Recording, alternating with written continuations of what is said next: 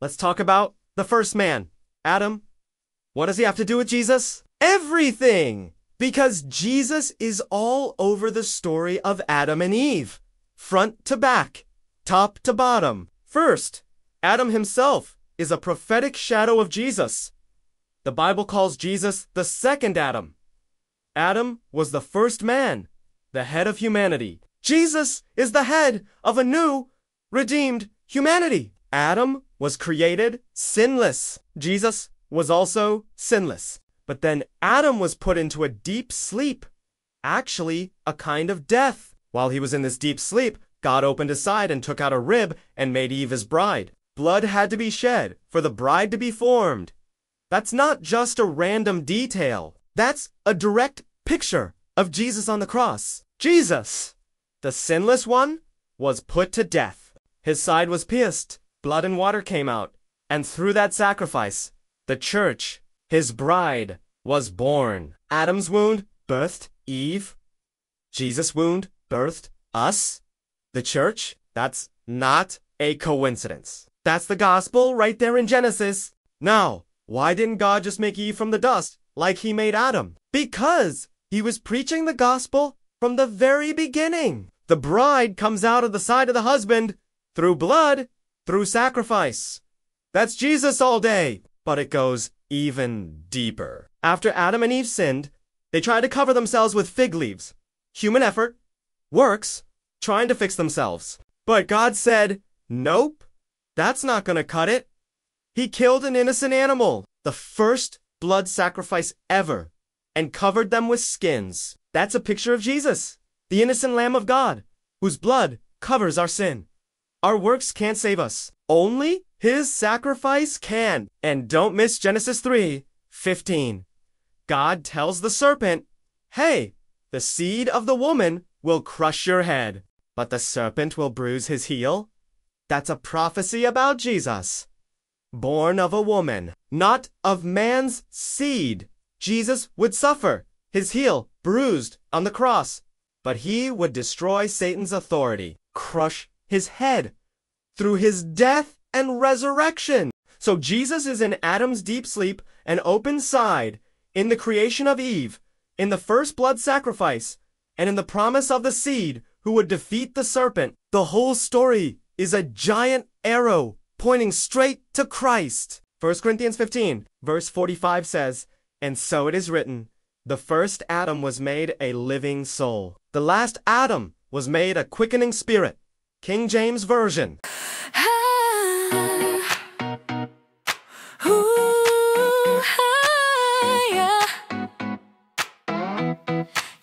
Yeah, si Jesus ay nasa buong kwento ni na Adan at Eva mula sa simula hanggang sa dulo, mula sa itaas hanggang sa ibaba. Hatiin natin ito, talagang malalim at talagang tiyak. Una si Adan mismo ay isang propetiko, anino ni Jesus, tinatawag ng Biblia. Si Jesus na ikalawang Adan. Tingnan ng una Korinto 15 talata 45. Say, Adan ang unang lalaki, pinuno ng sangkatauhan. Si Jesus ang ulo ng isang bago, tinubos na sangkatauhan. Si Adan ay nilikhang walang kasalanan, katulad ni Jesus na walang kasalanan, pero dito na nagiging kakaiba.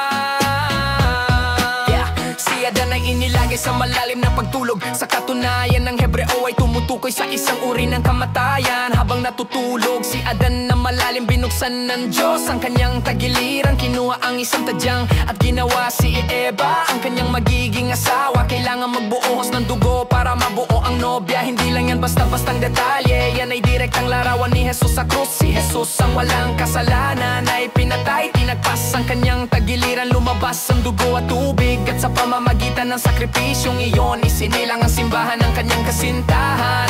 Ang sugat ni Adan ang nagluwal kay Eva, ang sugat ni Jesus ang nagluwal sa atin ang simbahan. Hindi yon nagkataon, iyan mismo ang ebanghelyo sa Genesis. Ngayon, bakit hindi na lang ginawa ng Diyos si Eva mula sa alabok tulad ni Adan? Dahil ipinangangaral niya ang ebanghelyo mula pa noong simula. Ang ikakasal ay lumalabas mula sa tagiliran ng asawa, sa pamamagitan ng dugo, sa pamamagitan ng sakripisyo. Ganyan talaga si Jesus buong araw. Pero mas malalim pa doon, pagkatapos magkasala sina Adan at Eva, sinubukan nilang takpan ng kanilang sariling mga dahon ng igos.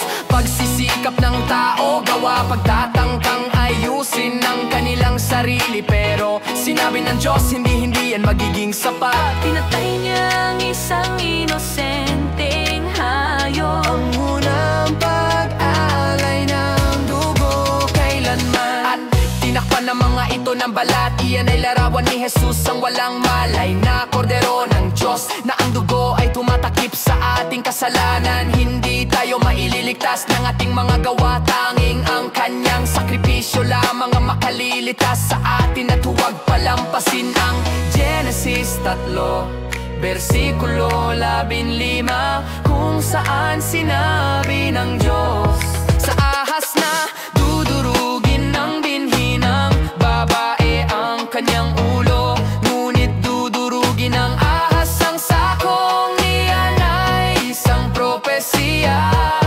tungkol kay Jesus. Ipinanganak ng isang babae,